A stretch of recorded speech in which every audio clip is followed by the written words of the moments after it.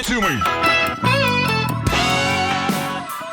Hey, this is Nomad, host and creator of the Career Musician Podcast. Why do they call me Nomad? Well, I traveled the globe, spreading the joy of music one song at a time. And now I bring you wisdom, tried and true knowledge, and life experiences of my colleagues and peers in this crazy business we call music.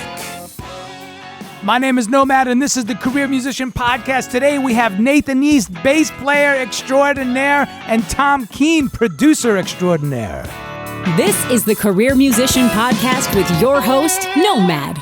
All right, honestly, I only have to say one name. Eric Clapton. Yes, that's right. Nathan East, the legendary Nathan East bass player.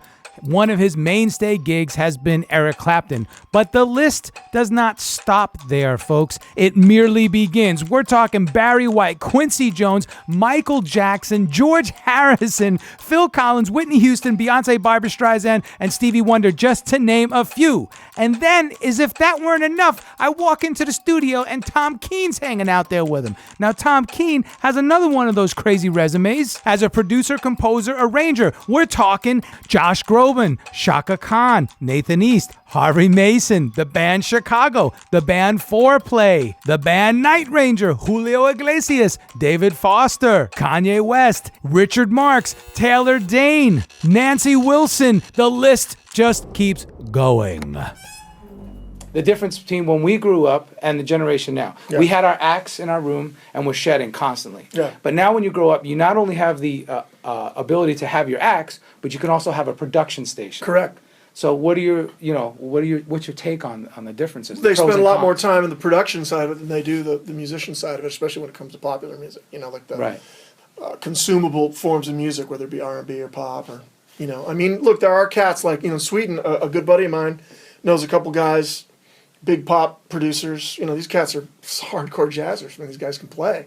But they're different because they have a little more discipline, I think. It's different countries. Sometimes the musical education is a little more different, a little more disciplined. But here, the discipline has changed. The discipline's gone into hustling and getting the... It almost seems, though, more that we have to be more marketers now. Yeah. Because that's like, you spend all your time, like, on imagery, marketing, social... Yeah, but Spotify, you should be able to play Instagram. before you have to get into that. That's where I'm at. It's like, you know, they have all this great stuff available to them. Get down to the bones first. Let's get the bones taken care of. Then let's put the meat on that bone, which is going to be all this other stuff afterwards, you know. They tend to go for the image before there's any music behind it, you know. Just take a cat like Hendrix. Yeah, well, iconic.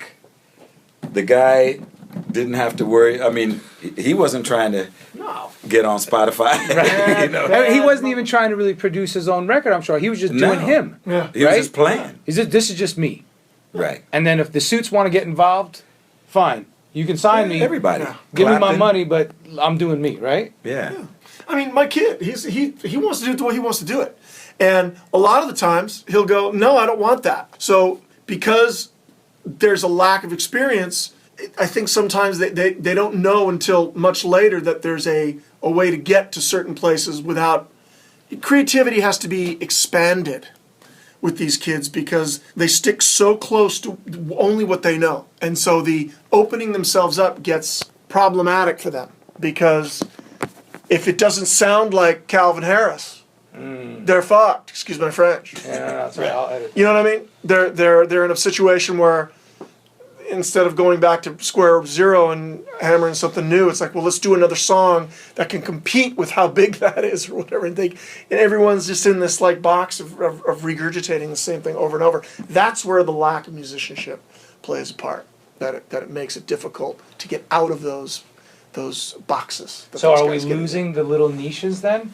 Because if you have jazz or even contemporary jazz, or if you have rock, or if you have fusion, those are little niches that you could say, oh, I fit here, I fit there. Yeah. But you're saying we're all competing, or they're all competing for that same yes, they are. real Most estate of them are, space of hugeness.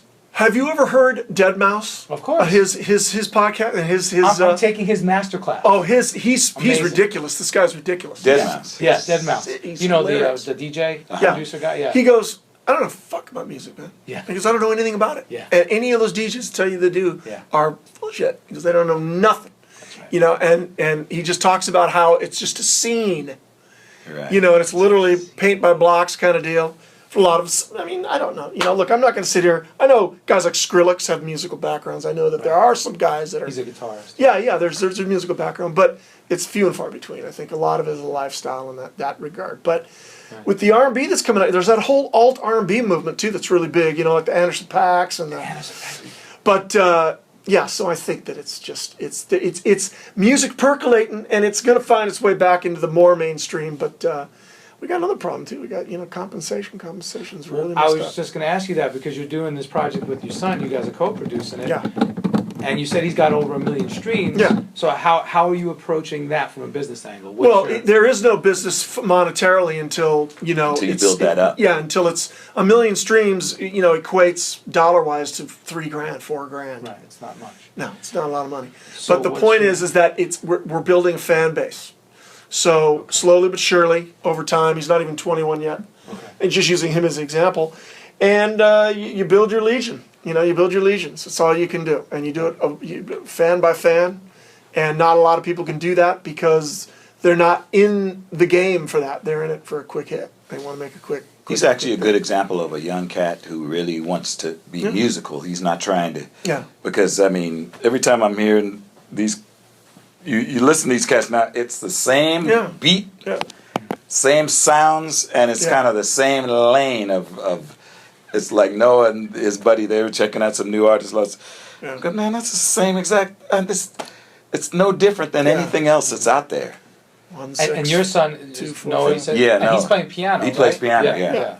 Yeah, He's 17, and I hear him in there for hours. He might be shedding some chick or some changes, like some serious 2/5s or whatever. He'll work on stuff. Yeah. So it's just refreshing to hear. He's not just I just want to be a knucklehead.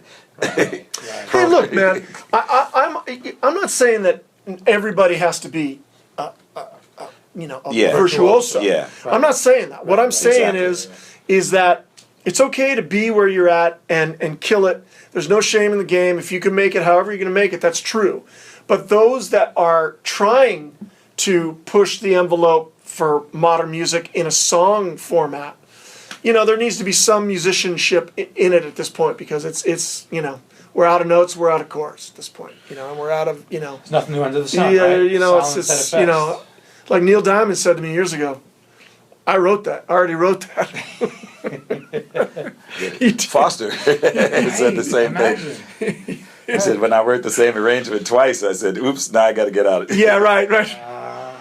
I mean, collectively, between the two of you, your resumes are really ridiculous. Everybody in the business you have worked with, either studio live or a combination thereof, in multi-facets, so writing, producing, playing, mixing, what have you.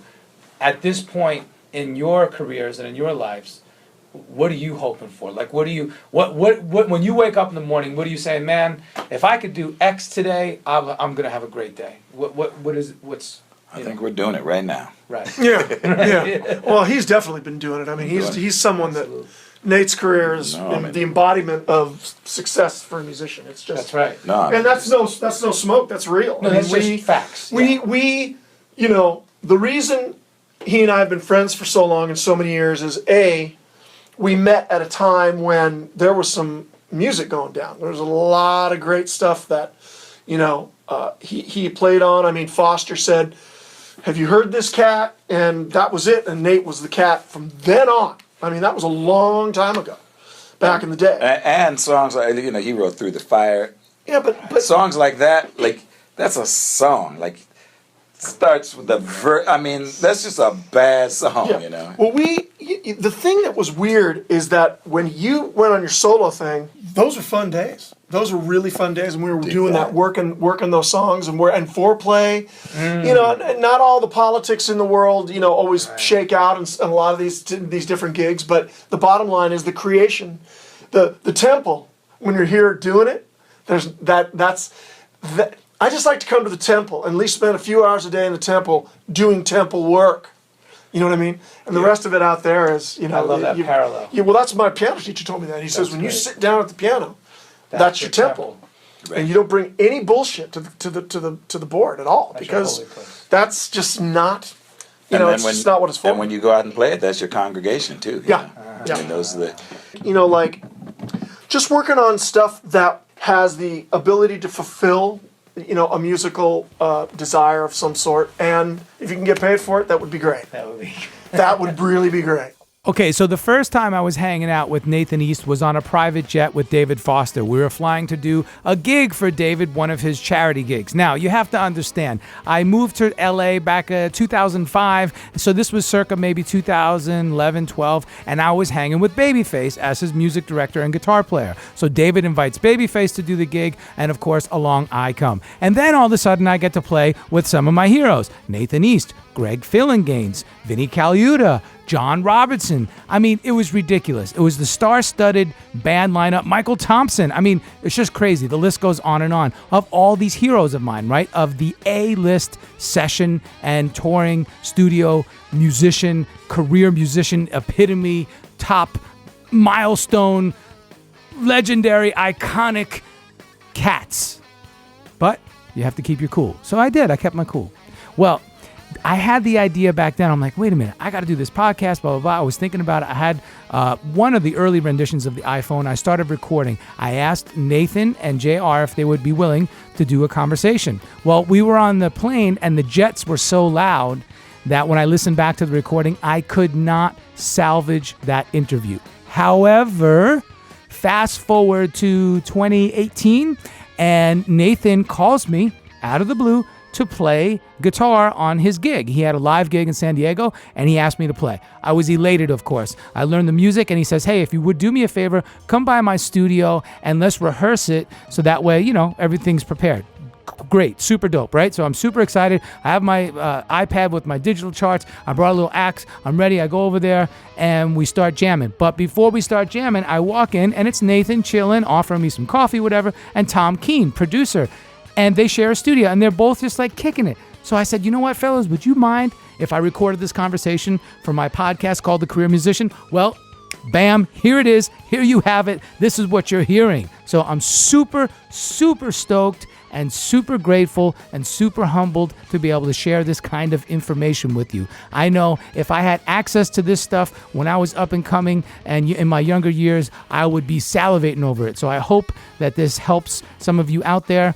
And, the perspective and the wisdom and the experience and the knowledge that these guys have, as individuals, but then collectively, I mean, it's just exponential. It's crazy. So enjoy. Leave a review and subscribe to the Career Musician Podcast. Okay, here's a question. How about those moments, if either of you have ever had them, I don't know, and I'm being serious here, when you're not getting paid, how do you push through and say, you know what? Even though there's no invoice for this, I have to sit down in my temple and do this work and hope and have the faith that at some point it will find a home or it'll find a place, and totally living by faith as we do as independent contractors, right? Have you had those moments, and have you struggled with that, and how have you pushed through? Just go to the cabinet and all the stuff that's in there. There's some these days. Not lately, most of the time we get called and people pay. Right. Because you've established that. I mean, that, or, you just know what, you're either doing a favor for somebody. Okay. And if you've committed to play for somebody, you play. Okay. That's what you do. You don't bitch about it. But you have had those moments, whether even few and far in between, where they might not have been. There's always been, through the years, you got to chase a little bit for some people. But at the end of the day, I've never been well, maybe that's not true, but it's few and far between. I think that we've been pretty lucky like that, haven't you? Yeah. Right? And the thing is, when you picked up an axe and you started playing and go, oh, this is cool. Like, I wasn't thinking about money. There you go. I didn't even know. No. As a matter of fact, I was like, oh man, you get paid for this stuff. Exactly for me, it was like, I was just getting wood, sitting down, playing. I didn't want that to. Don't try to say that's what it's all about. I wasn't misconstruing that at all. But none of us got in the game because of the money. No. I mean, if we did, but we committed to it to being a vocation. We did do that, and that's where if you don't make money with the vocation, you got yourself a problem. You have a conundrum. You got to figure it out. I love what I do, but I'm starving. Right. Well, that's where a lot of people have to make a choice. The family's got to eat. So you'll see a lot of cats that actually are musicians, but they do it on the weekend. Right. You know, weekend warrior kind of. Did you guys hear about that? It's friggin' huge now. It's one of the biggest competitions in the world. It's not really a competition. It's really a massive concert of amateur virtuosos that meet every year. It was in back east this year. They come from all over the world, and they compete to a certain place, and then they go to this massive symposium, and they all play.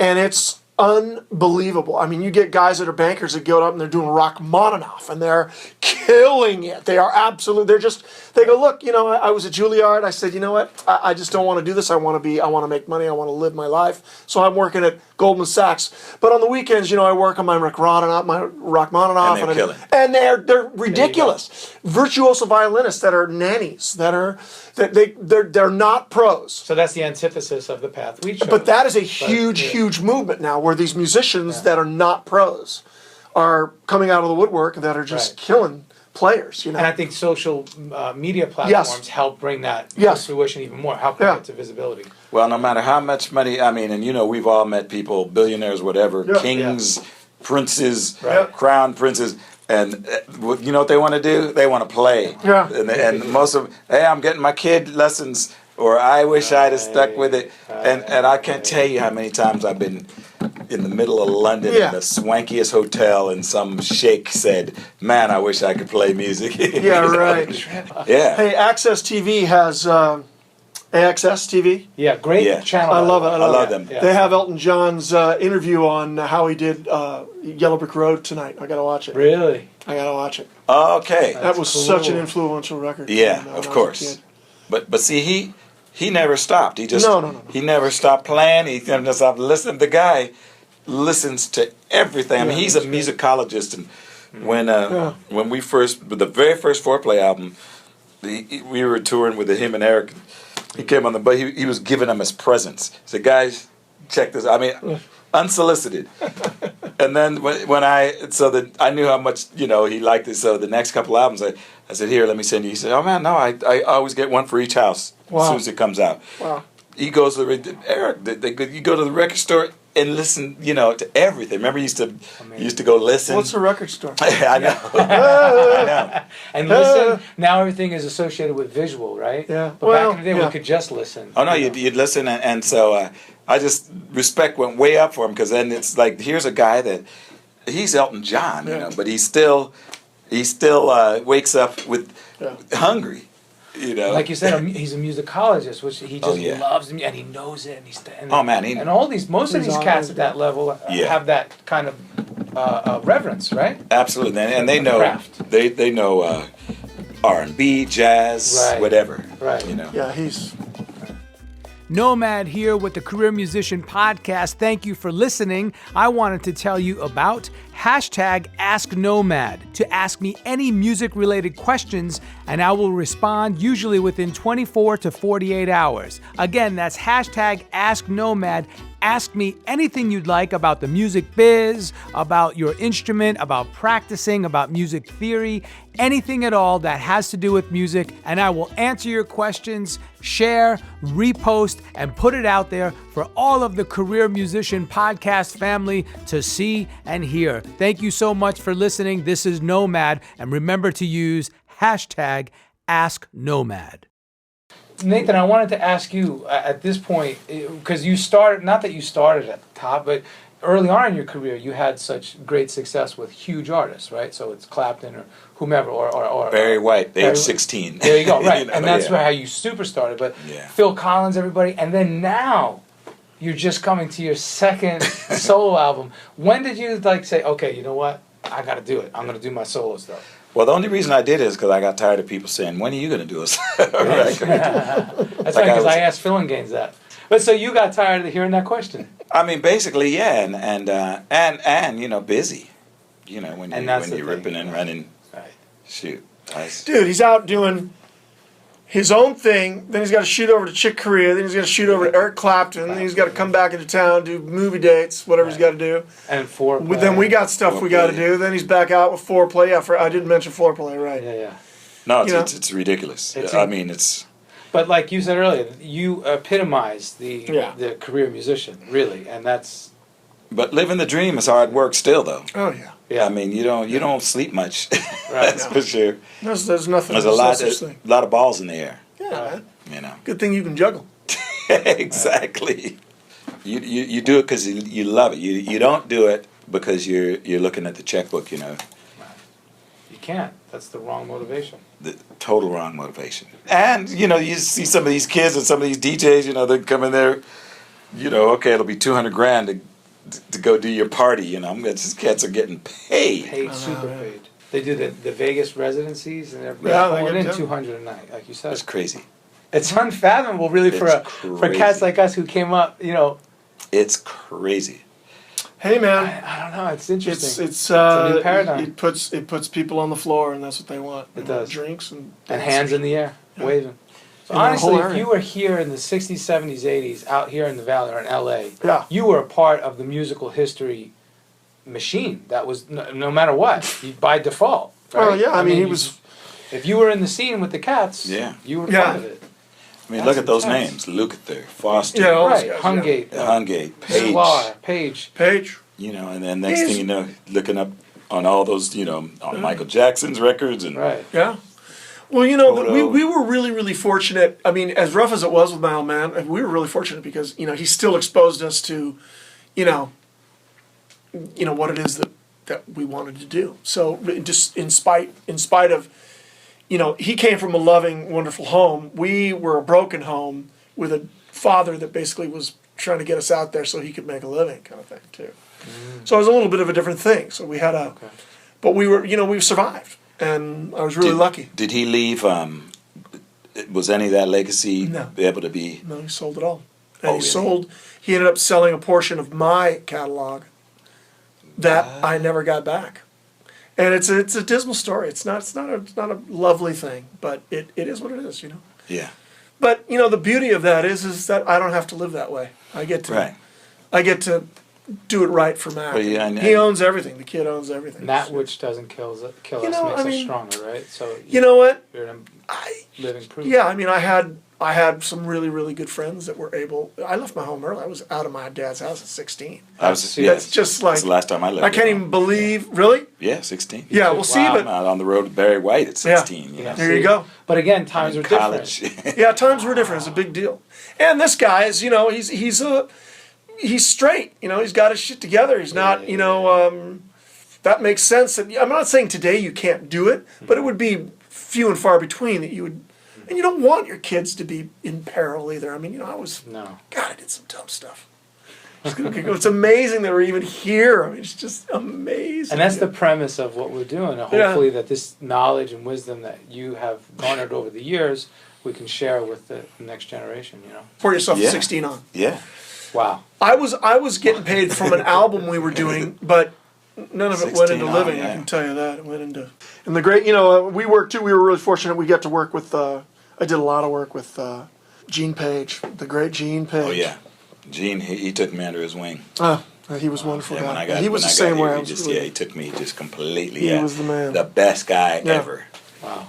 Mentor. Yeah, he was the You know. the king of that. Oh my. He goodness. wrote all those tracks for Barry, right? Yeah, he wrote every one of those Yeah. Barry. We day in and day out in the studio with Gene Page and Barry. And then, but he was right. He was writing the Jacksons. Yeah. Everybody. He was so Madonna, Elton. Wow. It's you know, another Philadelphia lifetime Freedom. ago. Yeah, Another lifetime. You know, another like, lifetime. But these memories are amazing Yeah. that you guys have. It's, Like we get in here with my kid and we're doing like horn dates, right? So we're, you know, fully charted out, you know, the Yeah, cats, I was looking at that right, and the earlier. whole thing. And it's really, it's I'm doing the best I can at this point to expose him to that Right. and go, you know, that's why you get the best musicians possible, so that you can, even if you're not as proficient as them, they, you know, you speak their language, Right. and they can help you communicate. You know, and that's the other thing is, how do you communicate with guys to help you obtain your vision, you know, or to achieve what it is you hear. That's the other thing that's that needs to be worked with too. It's like how to communicate, with people to get things out of people. Not that you're luring things out, but that's getting the best. Of producing. Right? Well, yeah. I mean, as an artist too, the artist has to somewhat have the ability to express what they want. Right. And when hearing something blue, I mean, that's not enough. But when you find that right chemistry between a producer and artist, it's magical then. Yeah. Yeah, it can be, unless, it becomes a dependent kind of thing where the artist is dependent. I much prefer working with musical people because it's, maybe they might have opinions, but at least they can pinpoint what they're hearing as opposed to going through 80 different incarnations of possibly the same thing to get to the same. I would like to see a more musical language being adopted by the more pop, by the more mainstream music thing, like it was back in the day, in the sense that there was understanding. Earth, Wind, and Fire. Oh, there you go. Earth, Wind, and Fire. Yeah, like you mentioned Anderson .Paak earlier, like groups like that, guys like it's nice to have them because they're bringing some of that back. Mm-hmm, they are, and it might be a struggle, but you said, little by little, maybe we'll get guys like that, and but they'll listen to what is it? Chromeo. You ever heard Chromeo? You ever heard Chromeo? Oh yes, absolutely. Chromeo. They're doing their new record. They're good buddies with my son. Really? And their thing is straight up, old school, like talk box and the whole 9 yards. Yeah. And Pete Doug's gotten good at that talk box. He's pretty good at it. Oh, nice. Yeah. It's pretty funny.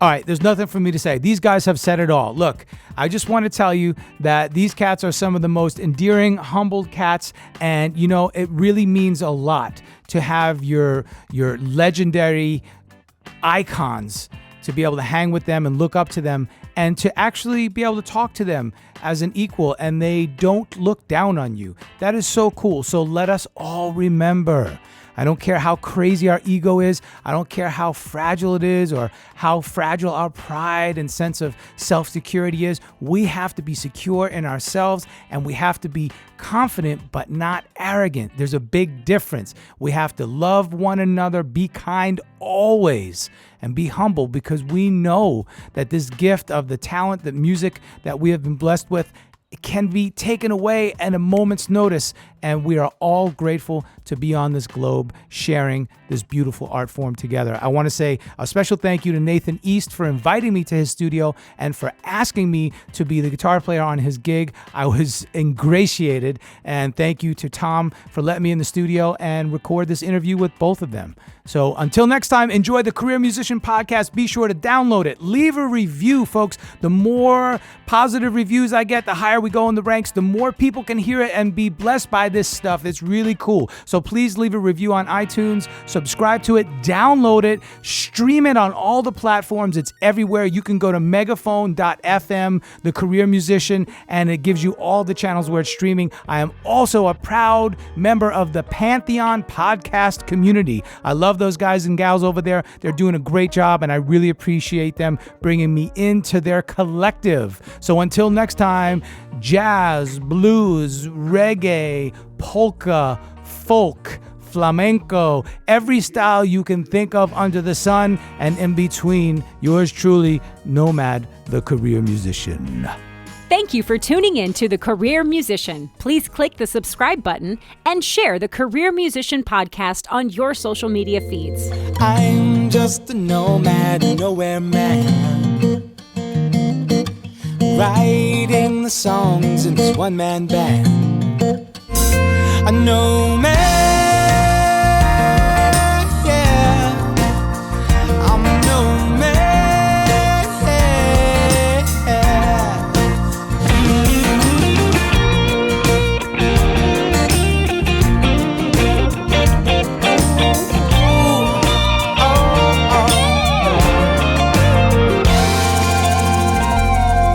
So hush now, darling, you'll be fine. I'll be back this way sometime. Until then, baby, don't you cry. Nomad here, host and creator of the Career Musician Podcast, wanting to tell you all about PantheonPodcast.com network. I am a part of this collective that is solely music-based podcasts. And guess what? It is the only one of its kind on the globe so far. It is a collective of an independent network of podcasts, all based on music, which dig into the culture, technology, history, and everything else you can imagine that has to do with music. Thank you so much for listening,